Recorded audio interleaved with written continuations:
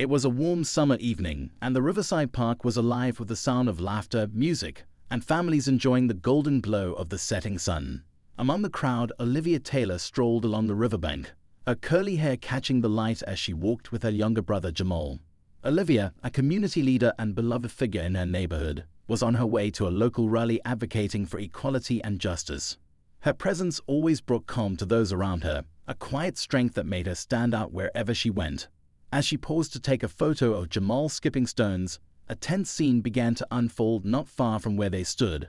A group of people had gathered near a parked patrol car, their murmurs growing louder with each passing second. At the center of the commotion was Officer Greg Marsh, a man known for his gruff demeanor and questionable reputation. His rigid stance and sharp gestures gave away his frustration as he confronted a young street vendor over an alleged permit violation. The vendor, a teenage boy no older than 16, nervously explained that he was just trying to earn money for school supplies. Despite his pleas, Officer Marsh's voice grew louder, commanding the boy to pack up and leave. The scene was beginning to draw attention, and Olivia couldn't ignore it. She placed a reassuring hand on Jamal's shoulder before stepping forward, her voice calm yet firm. "Excuse me, officer," she said, her words carrying a quiet authority. "Is there a reason this young man can't stay? It looks like he's just trying to make an honest living."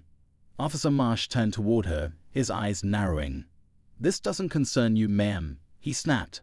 "You should keep walking." But Olivia stood her ground. "I think it does concern me, and everyone else here. It's our job as a community to make sure our youth have opportunities, not obstacles." The crowd around them began to grow, their murmurs of agreement adding weight to Olivia's words. Officer Marsh's jaw tightened, his irritation clear. Feeling his control of the situation slipping, he took a step closer to Olivia, his voice dropping into a low, warning tone. "You're interfering with an officer. Walk away before you make this worse for yourself." But Olivia didn't flinch. She looked him in the eye, her voice unwavering. "The only thing making this worse is the way you're handling it." The tension in the air was palpable. Jamal watched from the sidelines, clutching his phone tightly, unsure whether to record or call for help. The crowd, now a mix of concern and outrage, whispered among themselves. And then it happened. In a sudden burst of anger, Officer Marsh raised his hand. The crowd gasped as Olivia stumbled backward, the force of his shove sending her teetering toward the edge of the riverbank. For a brief moment, time seemed to freeze. Her arms flailed, trying to regain balance, but it was too late. She hit the water with a loud splash, disappearing beneath the surface.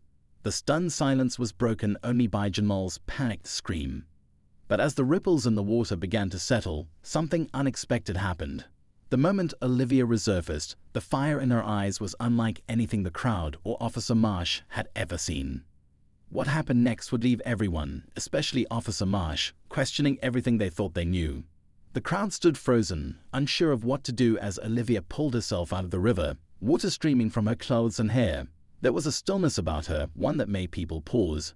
Her expression, sharp and focused, was a stark contrast to the shock and fear rippling through those watching. Jamal, who had been ready to jump in after his sister, let out a breath of relief but didn't move. He could sense something in the air, an energy building that made even the most confident bystanders hesitant to approach. Olivia climbed the riverbank with slow, deliberate movements, her eyes locked on Officer Marsh. The man's confidence had faltered for just a moment, but now he stood stiffly, trying to regain control of the scene. He muttered something into his radio, likely calling for backup, but his hand hovered near his holster, betraying his growing unease. The murmurs in the crowd grew louder as whispers of disbelief turned into quiet outrage. Phones were out, recording every second of what had happened and what was still unfolding. Olivia stood tall, brushing a strand of wet hair out of her face, and took a step forward. Her voice, though calm, carried the weight of years of injustice, the frustration of a community that had been ignored for too long. "You think you can get away with this," she said, her words cutting through the air like a knife. "You think no one will hold you accountable. But look around. Every single person here saw what you just did, and we're not going to stay silent." Officer Marsh stiffened, his jaw clenching as he scanned the crowd. He could feel the tide turning against him. What started as a small group had grown into a sizable gathering, their faces a mix of anger, fear, and solidarity. For the first time, it seemed, the officer wasn't the one holding all the power. "Ma'am, I'm going to ask you to step back," he barked, trying to maintain authority. But his voice wavered, and everyone could hear it. This is a public safety matter. Public safety? Olivia repeated, her voice rising slightly as she gestured to the teenager who had been cowering near his cart. That boy wasn't a threat to anyone. He's just trying to make an honest living, and he chose to humiliate him. And when someone spoke up, you lashed out. Tell me, officer, how is that keeping the public safe? The crowd murmured their agreement, and Officer Marsh shifted uncomfortably. He opened his mouth to respond but was cut off by a voice from the crowd. She's right, we all saw it. Yeah, you pushed her into the river. Another voice shouted. The officer's face turned red as the voices grew louder, the weight of public scrutiny pressing down on him. For a moment, he considered leaving, retreating before the situation escalated further. But then the sound of approaching sirens reached his ears, and his posture straightened. Backup was on the way. Olivia glanced over her shoulder, hearing the sirens too. She knew what they meant: reinforcements, a show of force to try and intimidate the people into silence. But she also knew this wasn't the time to back down. This moment was bigger than her, bigger than the officer, bigger than all of them. Stay here, she whispered to Jamal, placing a hand on his shoulder. Keep recording. No matter what happens, don't stop. Jamal nodded, his hands shaking slightly as he held his phone steady. He didn't fully understand the gravity of what was happening, but he knew it was important. As the patrol cars pulled up and more officers stepped out, the atmosphere shifted. The crowd, now numbering in the dozens, tensed as the new arrivals surveyed the scene. One of the officers, a woman with a calm but commanding presence, approached Officer Marsh, her eyes flicking to Olivia before landing on him. "Greg," she said, her tone measured, "what's going on here?" "Disturbance," he replied quickly. The woman interfered with a lawful order and caused a scene. The officer raised an eyebrow, clearly skeptical. She turned to Olivia, who was still standing at the edge of the riverbank, her clothes soaked but her expression unwavering. "Is that what happened?" the officer asked, her tone neutral but inviting explanation. Olivia met her gaze, refusing to look away. "What happened," she said slowly, "is that your officer here decided to target a teenager for selling goods. When I spoke up, he shoved me into the river. The crowd saw it. They have it on video." A murmur ran through the crowd again, a mix of anger and affirmation. Several people held up their phones, showing that they had indeed been recording. The female officer's expression didn't change, but there was a flicker of something in her eyes. Unease, perhaps, or realization that the situation was far from simple. "Ma'am," she said carefully, "if you'll step aside for a moment, we'll conduct a full review of what happened here." Olivia shook her head. "No, I'm not stepping aside. I'm not letting this get swept under the rug like so many other incidents before it. People deserve to see the truth, and they deserve accountability." The crowd cheered softly in agreement, their collective energy growing stronger. The tension in the air was thick, each moment stretching longer than the last. Officer Marsh's face was pale now, his confidence eroded by the weight of the crowd's gaze and the recordings they held in their hands.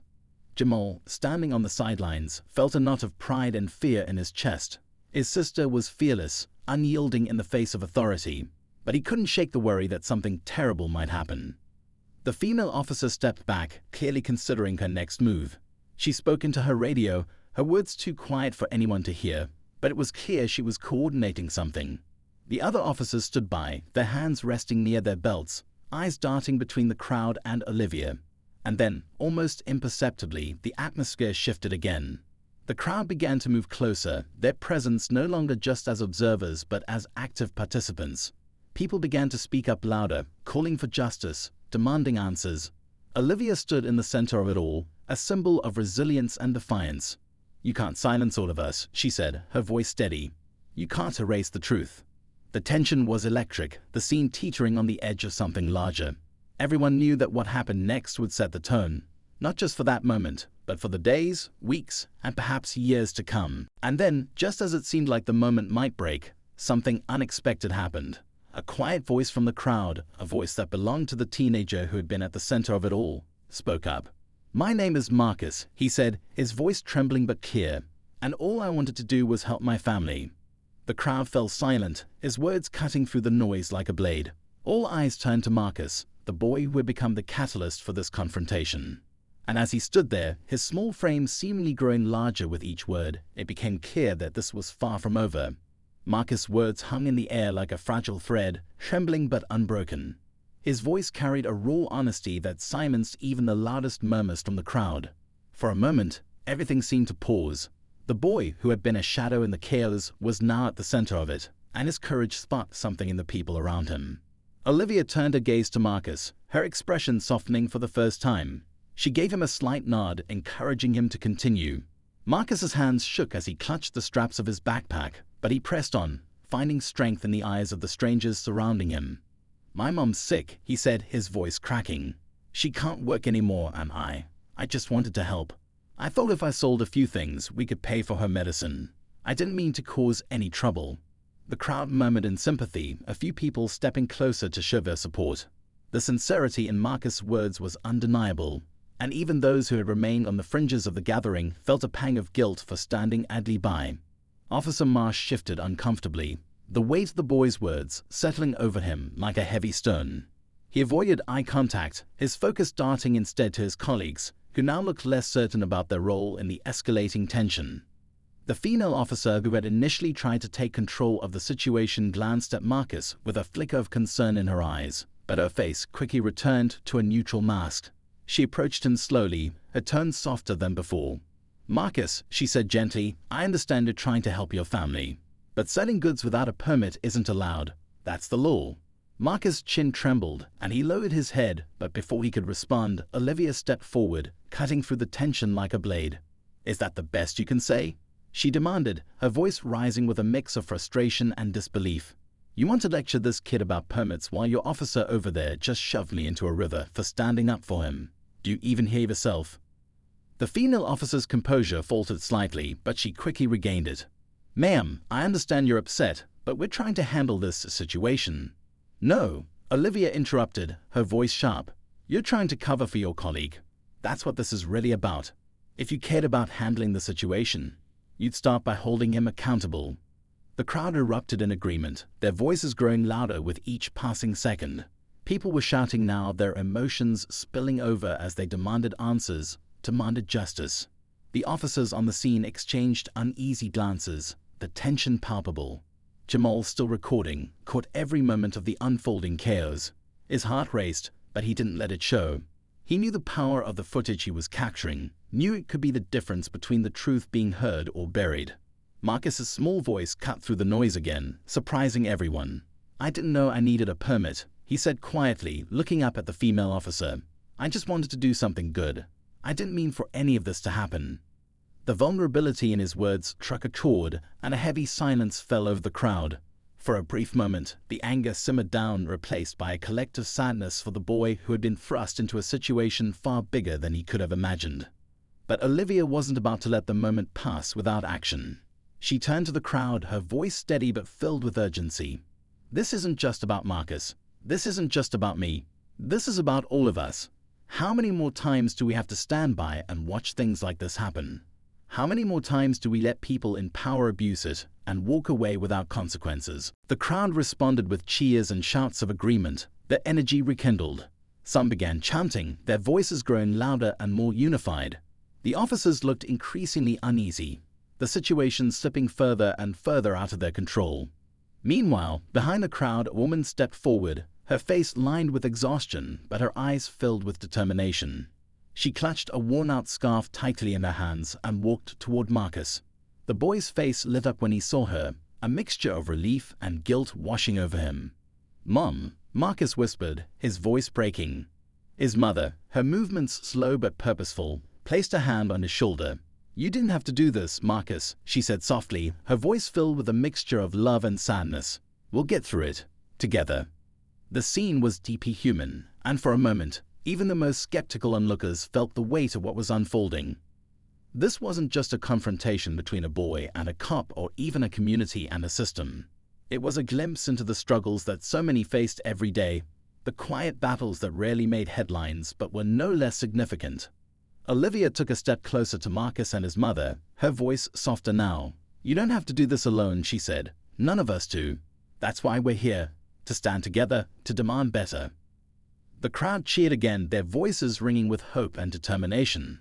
But the tension remained, an undercurrent of uncertainty that couldn't be ignored. The officers, now outnumbered and outmaneuvered, retreated slightly, forming a loose line as they awaited further instructions.